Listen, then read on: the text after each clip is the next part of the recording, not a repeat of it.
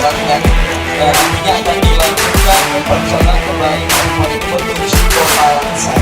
Wah, luar biasa, berikan tepuk tangan yang meriah sekali lagi untuk pelari-pelari dan atlet-atlet terbaik Aceh.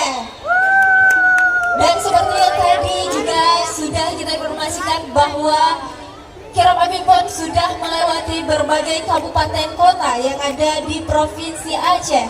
Mulai dari Sabang lalu melintasi kabupaten kota di bagian barat selatan Provinsi Aceh.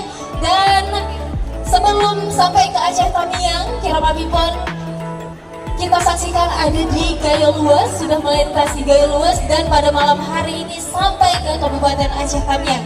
Dan pada malam hari ini kirap api pon akan diinapkan di Kabupaten Aceh Tamiang, dan besok akan dilakukan upacara kirap api pon 21 Aceh Sumut 2024 dan diserahkan langsung kepada Bapak PJ Bupati Aceh Tamiang.